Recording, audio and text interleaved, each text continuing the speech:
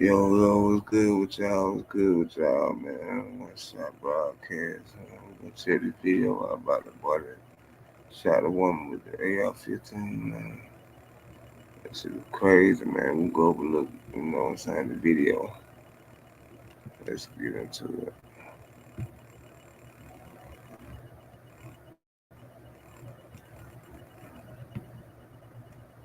18 years old when he shoots and kills a mother after a minor fender bender. Ma'am, I'm gonna cut your seatbelts, okay? I'm Officer Lipper with the Denver Police Department, okay? Just hours after shooting her in cold blood, he cries to his own mother at the police station. I'm sorry, Mom. Today's case takes us to Denver, Colorado, where on February 20th, 2021, 32-year-old Pamela Cabriales was on her way home from dinner with a friend. According to local TV station KUSA, Pamela's family says she was extremely giving, passionate, and loving. They describe her as a social butterfly who was always there if you needed her. Pamela worked as a real estate agent. I wonder what the hell? A 15? Come on, man. Let's just keep going. And she was also a mother to her 6-year-old son, Leo. Was that champagne, no? This part does. Yeah. Cool. Hope you enjoy it. In pictures and in videos, Pamela seems happy and full of life. But all of that changed 4 years ago this month. Pamela was behind the wheel of her Range Rover, driving along Interstate 25 that goes right through Denver. When she stopped at a red light at an intersection of I-25 and Colfax, shots rang out. We now know the person shooting was then 14-year-old Remy Cordova. Cordova was in the passenger seat of another car that was driven by this guy named Nishan Johnson. Cordova had thought that the car... My bad, 14 years old. That make it even worse.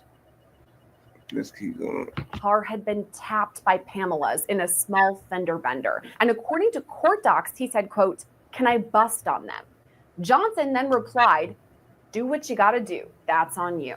According to KUSA, Cordova got out of the car with an AR-15 and fired 15 to 20 shots into Pamela's Range Rover. Witnesses on the scene say at first they didn't even know what was happening. Then I heard pop, pop, pop, pop, pop. And at first it didn't register what was happening until the cars in the 2 lanes next to me started going. And then I realized I said, oh, something's happening. And I ducked down and several more happened. And I pulled next to the car, barely got a glance. It looked as though the window was either rolled down or shot out, but I believe that the window was out. I didn't look at the windshield or see inside the vehicle. And then the car that was in front of them sped off. I went behind them, but pretty far back because they went pretty quickly, and got off on Federal. So they went straight and I got off on Federal, and I didn't obviously see what occurred because the car was obstructing my view. So I didn't know at the time if the shots came from the car in front or inside the vehicle. But that's what I saw. Okay. That's Jaden Aarons, who was driving home from an appointment at the time of the shooting. You said you heard multiple pops. You went pop, pop, pop, Yeah. pop. How many of those do you think you heard the first time? I'm in your gonna estimation? call it 5 to 7, perhaps. Okay, and then you said you ducked down and heard several more pops. How many more do you think you heard? Perhaps 3. Okay. And the break in between the 2 was a second or 2. Okay. That it paused. Sure. It wasn't very long. And you never saw anybody get in or out of any vehicles? No. Okay. I, in my mind, thought it was fireworks or something. Sure. And just wasn't paying attention. When you go around the car you're in front of, why do you go around the car? Because the other 2 cars did it, and I felt like I was in danger, and I heard the shots coming, and I was ducking down, and I thought maybe they were going to hit me. I was scared to go that way because, again, I didn't know if they were coming from that vehicle, but I couldn't go any other way. So This may seem like a really dumb question. If you can articulate it more, why did you feel you were in danger? Tell me more about that. Because I recognized the sound of gunshots and I thought perhaps one was going to hit me. Were you scared? Not really until after, because it didn't really register. It was definitely like weird. So I was like, my awareness was heightened, but it still didn't register. Tell me more about why you ducked. Because I thought I was going to get shot. Okay. All right, I know you're multitasking when you're watching our videos. And if you're out running errands, listen up. I have to tell you about this free app called Upside. It gets you cash back on daily essentials. I downloaded Upside and use it every time I pump my gas because 1, it's easy, 2, it's free, and 3, there's that free cash back. All you have to do is download the Upside app and claim an offer for whatever you're buying. Pay as usual, and then just follow the steps on the app to get paid. To find out how much you could earn, click the link in the description to download Upside, or you can scan the QR code on your screen and use our promo code BODYCAM to get an extra 25 cents back on every gallon on your first tank of gas. There were more witnesses too, like Alex Martinez, who was driving home from a soccer game. When he got out, he had his hoodie on, and he turned to face towards north, and all I see is the side of his forehead. So literally right here. Okay. And then that's when I noticed that he lifted up his arm, and his arm was being covered by the top of the car. And I'm in a Ford Edge, so I say it's a pretty big car. He was about like 5'6", 5'7", and that's when I noticed that he had a gun. So my first instinct when I heard it was to get down just in case if they started shooting towards me. I did not physically see the weapon. Okay. I seen the light from when you shoot the gun, and you have the light and the sound. Okay. So that's what I heard. I heard the toof, toof, toof. So the light, like the muzzle flash, we call it. It's like the fire, like when you fire fireworks, or you fire a gun and yeah, it comes out. Those gases escape. And what color was that you saw? When I looked over, the first time I heard it, I got goosebumps. So I looked over, and I just remember seeing white. So. Okay, but you saw the muzzle flash. Yeah. Is what we call it. Yeah, the muzzle flash. Coming out. How many times do you think you saw flashes? About 6 times. Okay.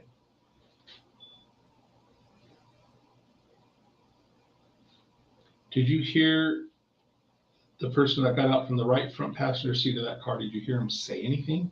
No. Did you hear them yell anything?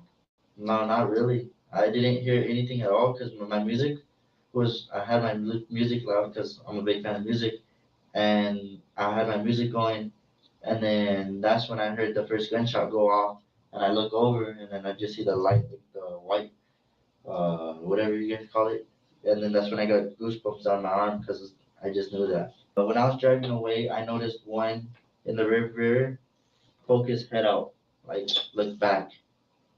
Tell me more about that. So I was going, because my first instinct was to get away because I was scared.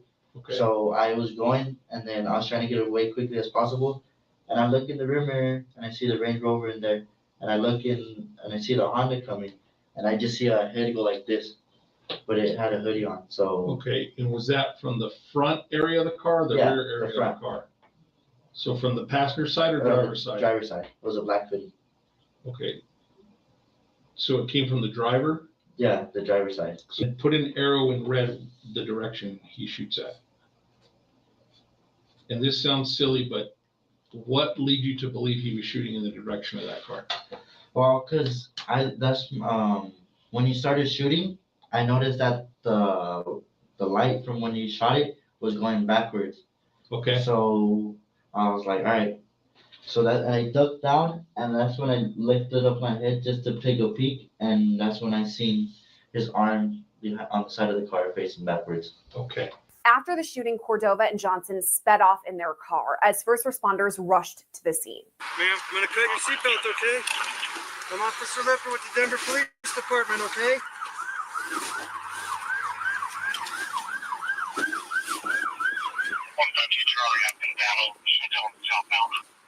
Here's the scene from another perspective.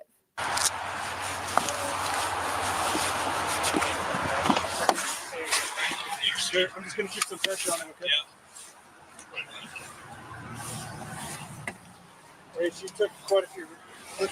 About 45 rounds to the face. Is she the only victim? She's the only victim. She's probably bleeding. Let's see if I can find an ID in her purse. Yeah. I don't know how you want to do this. You want to put the seat back so we can get to her? Hey, Scott, hold that seat. Is there anything behind the seat? No. Oh, electric. Hang on, I got it. Is that her purse? Yeah, I'm trying to find an ID. Is there more than anybody else? No, it's just one person. Could you hold that open while I look through it, please? Thanks. Sorry, grab my scoop real quick.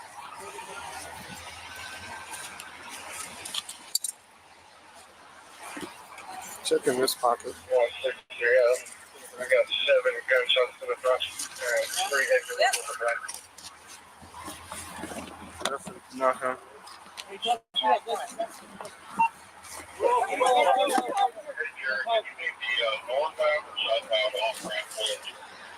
You coming head first?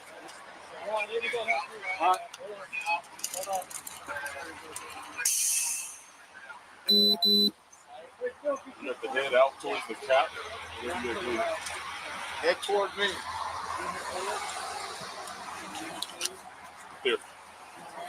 This next part is really tough. You can see the rear window of Pamela's Range Rover has been completely shot out.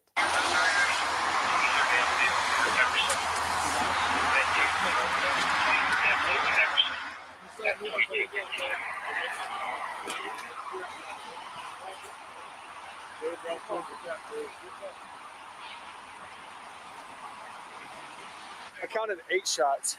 8? Yeah, there's one right above the left windshield wiper. So that's 2 out of, like, right there. The license plate, that's probably hers. That's the same one as on the back.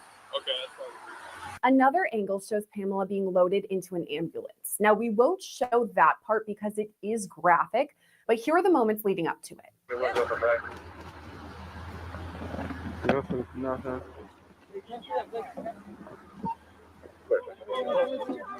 Jared, did you need the northbound or southbound off-ramp closed? You coming head first? Let's do southbound for now. Hopefully everybody going north will figure it out. Copy, 1 of them. We'll get a couple of these. I'm going to take a couple fires. You guys need an extra set of hands for anything? Yes. Just say when. Out of the DHMC 1. We're going to have one coming down and 163 Baker's going to follow. Yep, are you ready? Do you know how this happened? No, other than somebody called in and said gunshots fired between 2 cars. I wasn't able to get a description of the other vehicle. Okay, here she comes.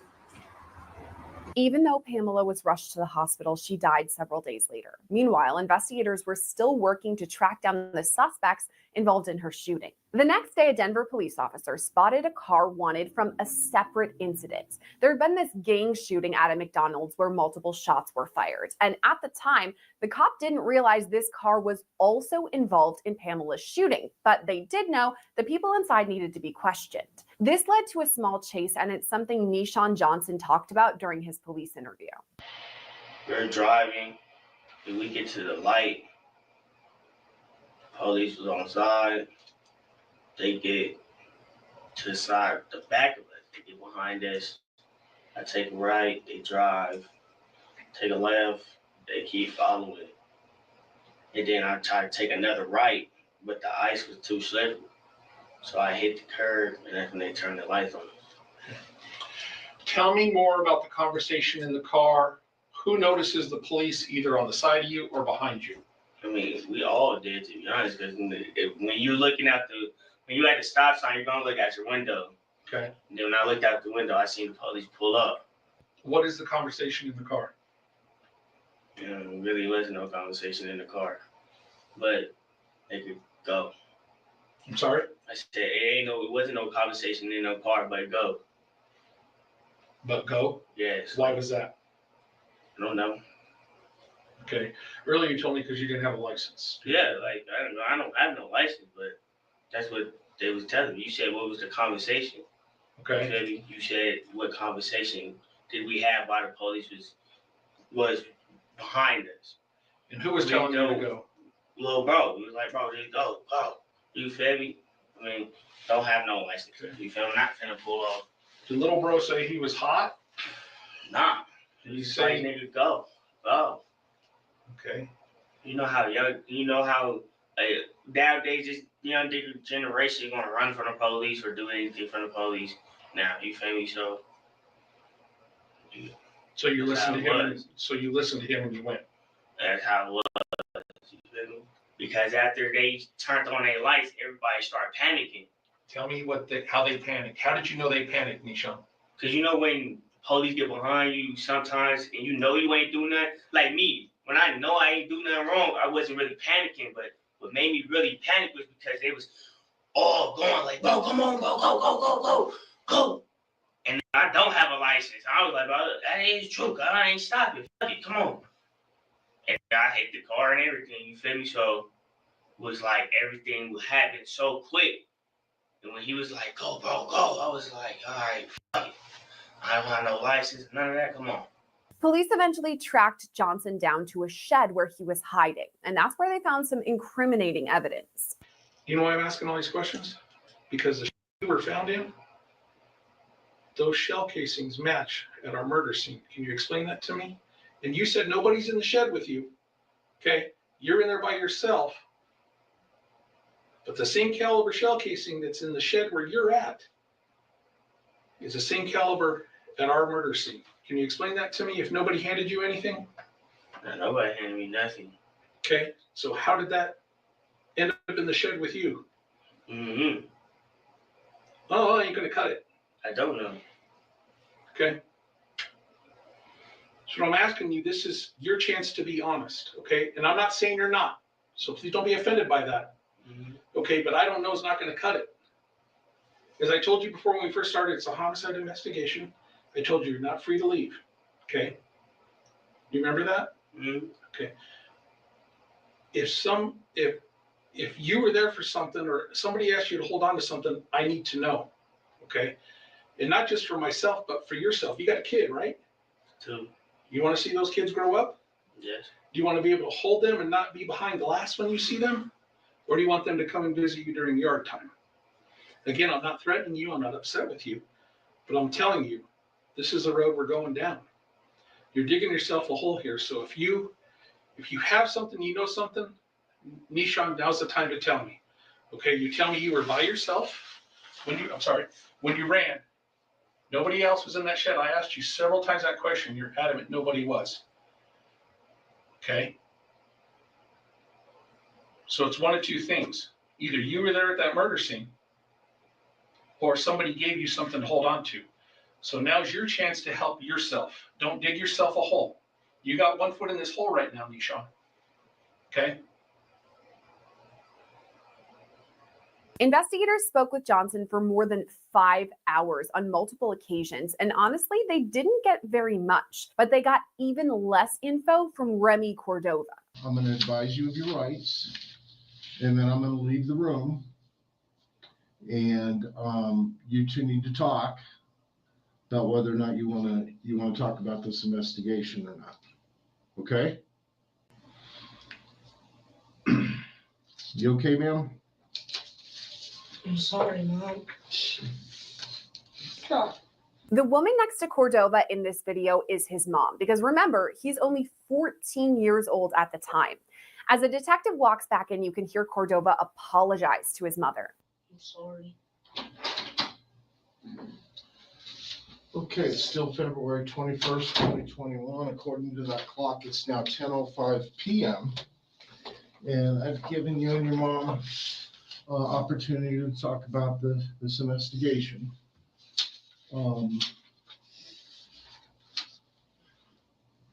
Let me ask you, did you understand the rights as they have been explained to you? Yes, sir. Yes?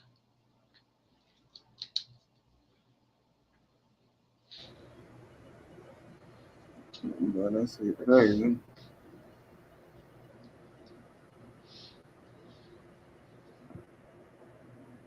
But yeah, that would prevent But yeah, her y'all from like to providing you subscribe. with guidance and advice about your rights. Y'all like to subscribe to next time. You know what I'm saying? Chill.